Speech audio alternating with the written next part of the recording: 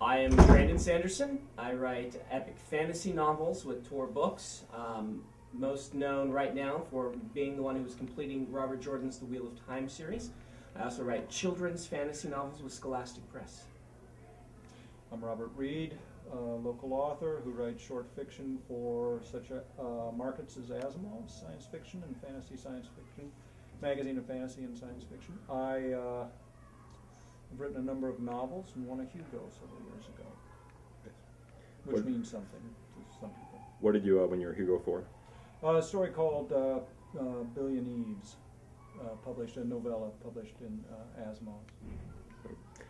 I guess the big question is, how did you guys get started? Whoever wants to answer that first can.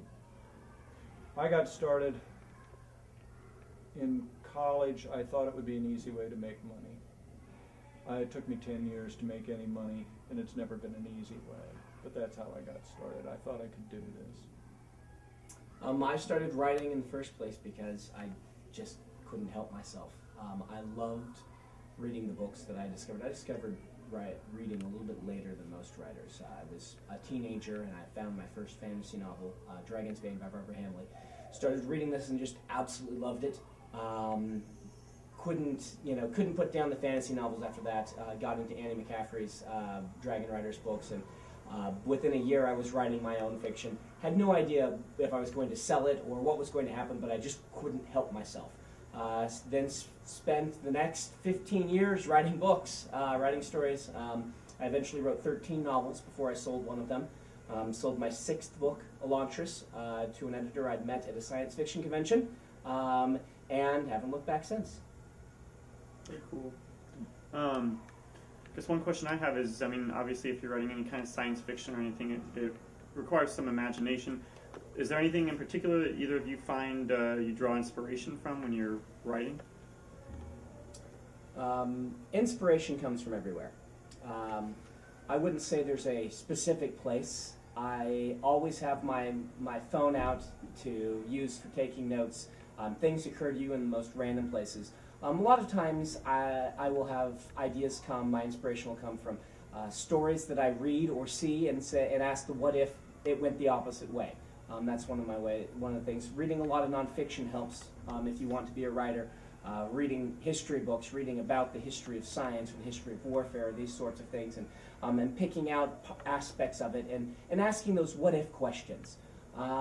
But really good stories, really deep stories are about characters, and so I'm always looking for interesting people I meet, interesting conflicts that I can build into a character that will be compelling.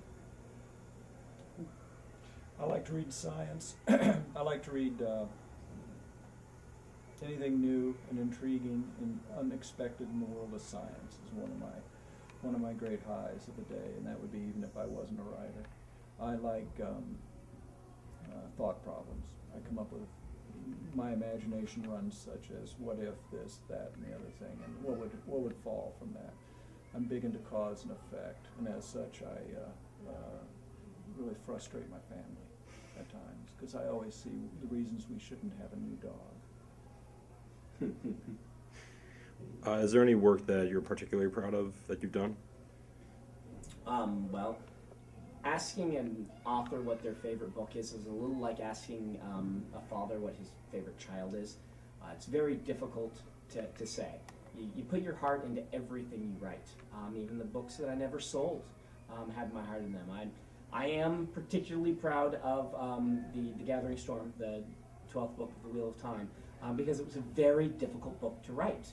I was working in a world established by one of my favorite authors of all time, and I was working with fragments and notes and chapters he left behind, and keeping track of multitude of plots. There's 2,000 named characters in the Wheel of Time books, and keeping track of who all of them are, weaving that together into a novel that will satisfy several million fans who have been reading the series for all along.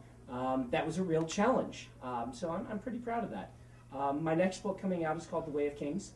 I'm quite proud of it. It's the start of a big epic fantasy series of my own, and I've been working on that for about 10 years now, and the book is finally coming out, so that comes out August 17th.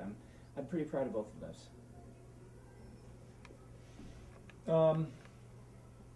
You know, I won a Hugo for not my favorite story. It wasn't even my favorite story. I was up for 2 stories that year.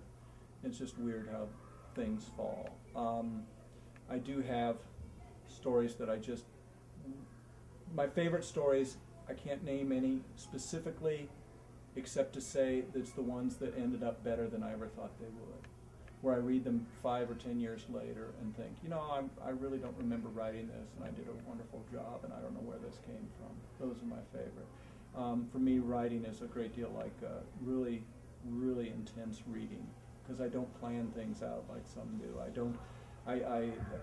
It's almost a dream state for me when I'm really into it, and I enjoy it far more than normal reading. So that's kind of my non-answer for your question. It must have been a pretty huge undertaking finishing a series that had already been established, had probably had a huge fan base.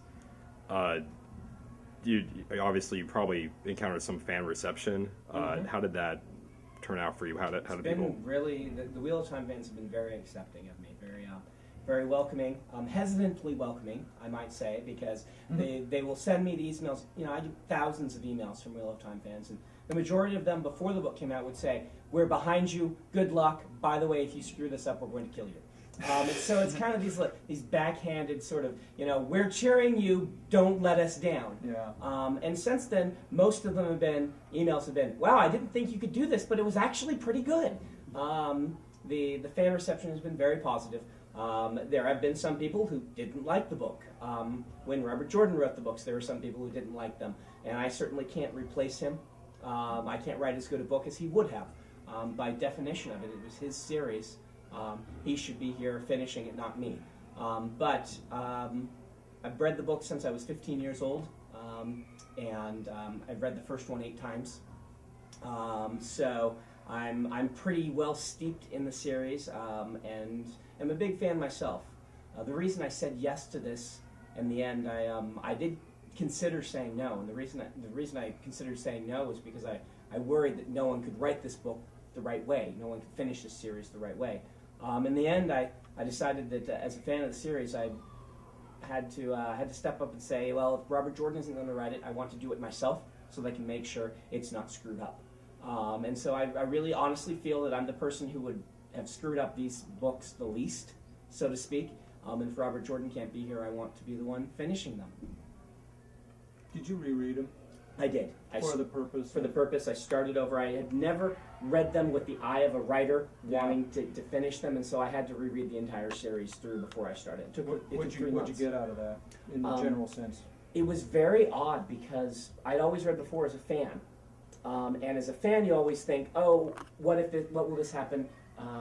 You know, what if this will happen? I hope this happens. And then there was this weird sense in my brain of the author having to say, no, we don't want that to happen, even though the fan wants it to happen. Yeah. I had to restrain the fan in very weird ways. The thing I got most out of it was really just looking at how Robert Jordan used language in a way I hadn't analyzed before, and saying, wow, this is how he built his stories. This is how he wrote his viewpoints. And How much things. does his voice change over the years? His voice, it did change. He grew stronger in viewpoint over the years.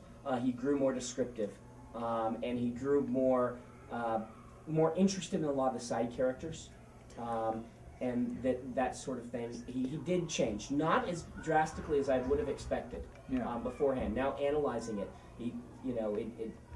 the changes were very subtle. How many years? They were 17 years.